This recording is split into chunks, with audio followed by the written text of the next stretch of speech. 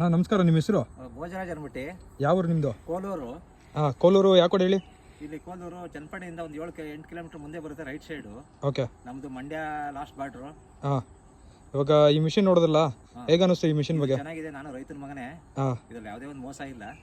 ಇದು ಆರಾಮಾಗಿ ಒಂದು 10 ಎಕರೆ ತೋಟ ಇಟ್ಟಿರೋರಿಗೆ ಭಾರಿ ಅನುಕೂಲ ಆಗುತ್ತೆ. ರೈತರಿಗೆಲ್ಲ ಯೂಸ್ಫುಲ್ ಇದೆಯಾ? ಇದೆ ಇದೆ ಇದೆ ಇದೆ. ಇವಾಗ ನೀವು ಇದ್ರಲ್ಲಿ ಏನೋ ನೋಡಿದ್ರಿ? ಇವಾಗ ನಾವು ಸಿಪ್ಪೆ ಹೊಡೆದು, ಗೊದಮಟೆ ಹೊಡೆದು, ಗರಿ ಹೊಡೆದು ಆರಾಮಾಗಿ ಚೆನ್ನಾಗಿದೆ, ಏನು ಪ್ರಾಬ್ಲಮ್. ಈ ಕಾಯಿ ಸುಲಿದರೆ ಸೊಪ್ಪೆ ಎಲ್ಲ ಇಷ್ಟೊತ್ತರೆಗೂ ಹೊಡೆದಲ್ಲ ನೀವು? ಸೊ ಈ ಥರ ಪೀಸ್ ಆಗಿದೆ. ಇದನ್ನ ಯಾವ ಥರ ಯೂಸ್ ಮಾಡ್ತೀರಾ ನೀವು? ಇದನ್ನ ನಾವು ತೆಂಗಿನ ಮರಕ್ಕೆ ಮತ್ತೆ ಅಡಕೆ ಗಿಡಕ್ಕೆ, ಹಣ್ಣಿನ ಗಿಡಗಳಿಗೆ ಅದು ತೇವಾಂಶ ಇಟ್ಕೊಂಡಿರ್ಲಿ ಅಂತ ಹಾಕ್ತಿವಿ. ಗೊಬ್ಬರ ಮತ್ತೆ ತೇವಾಂಶ ಎರಡು ಆಗುತ್ತೆ. ಇದು ಇದರಿಂದ ಒಳ್ಳೇದೇ ಹೊರತು ಕೆಟ್ಟದೇನಾಗಲ್ಲ.